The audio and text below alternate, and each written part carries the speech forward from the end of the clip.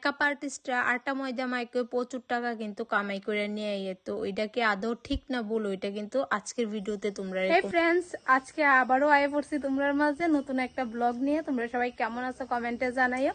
তো তোমরা লগে তো দুইটা লুক শেয়ার করলাম, হলদি মেকআপ, বিয়ে মেকআপ। তো আজকে হয়েছে গিয়া রিসেপশন মেকআপ করতে যাবো। তো যার লেগে রেডি হয়ে গেছি গা। আর আমার হাতে আছে পার্স, ব্যাগ নাই। তো ব্যাগটা দোকানে রয়েছে আর আমার দোকানের থেকে অল্প একটুই আজকে যে রিসেপশন মেকআপটা করতে যাবো। তো যার কারণে আমি দোকানে ব্যাগটা রেখে আইছি। তো এখন সময় বাজে 3টা। তো আমার টাইম দিচ্ছে 3:30টার মধ্যে যাইতে। তো 3টা বাজে আর এদিকে টিকা মানে 10-15 মিনিটের মধ্যে যাইতে পারো।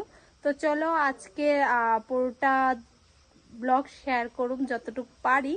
আর বাইরের ভিউটা তো অসাধারণ লাগতেছে, যার কারণে তোমরা লোকে প্রথমে একটু শেয়ার করে দিচ্ছি। এখন কিন্তু খুব সুন্দর একটা হাওয়া দিছে।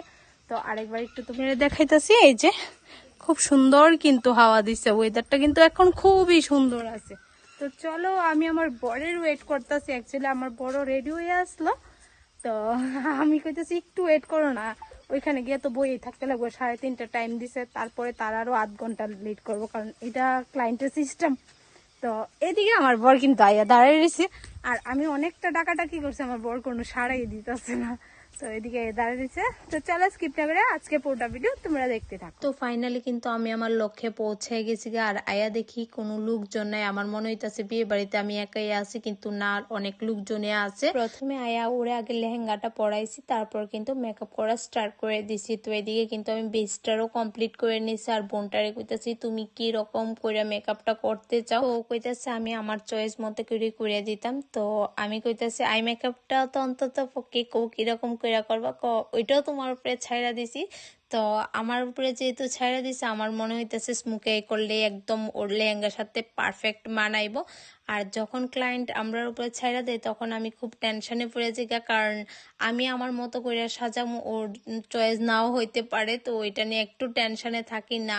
লাস্ট মোমেন্টে কিন্তু ক্লায়েন্ট পছন্দ করে, এরকম এখন অব্দি হয়েছে না যে ক্লায়েন্ট পছন্দ করে না।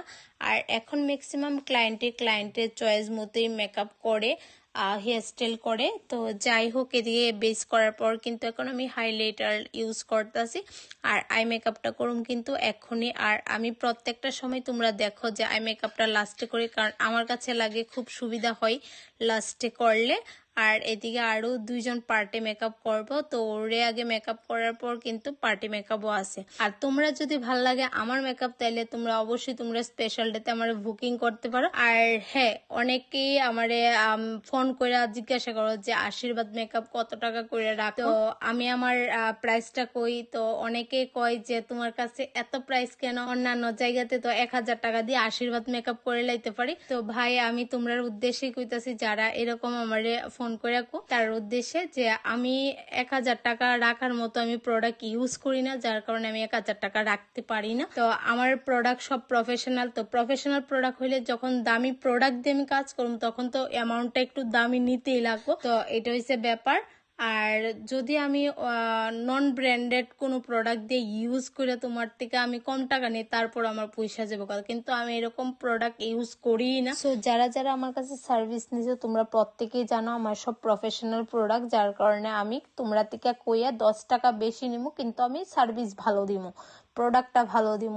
কারণ স্কিনটা আমি ভাবি ক্লায়েন্টের না, স্কিনটা আমার। তো আমার ভেবে কিন্তু আমি মেকআপ করি, যার কারণে আমার ক্লায়েন্ট সত্যি এমন আমার কোনো ক্লায়েন্ট আইছে না যে আমার কাছে আমার মেকআপ পছন্দ করছে না, এমন কি প্রশংসা করছে না। তো আমার কাছে ওইটা খুব গর্বের বিষয় লাগে যে ক্লায়েন্ট আমার কাছে আয়া স্যাটিসফাই হয়।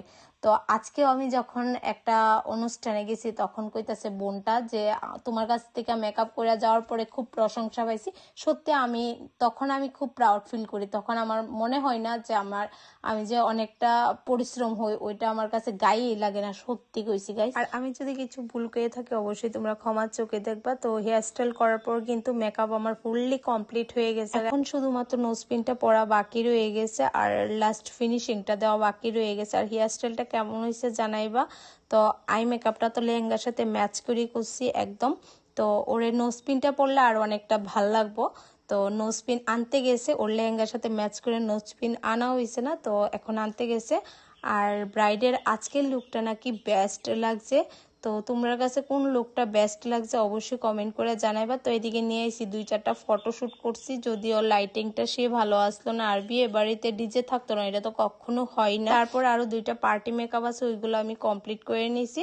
তো এটা হচ্ছে ফার্স্ট পার্টি মেকআপ, আর ও তো মানে বরযাত্রী যেদিন গেছে ওই দিনও কিন্তু আমার কাছে সাজে, আজকেও সাজাই দিচ্ছে, আর ওরা কিন্তু আমার ননন হয়। তো এটা হচ্ছে সেকেন্ড পার্টি মেকআপ। তো আজকের ভিডিওটা এখানে এন্ড করতেছি, বাই সবাই, আবারও দেখা হইতেছে নতুন আরেকটা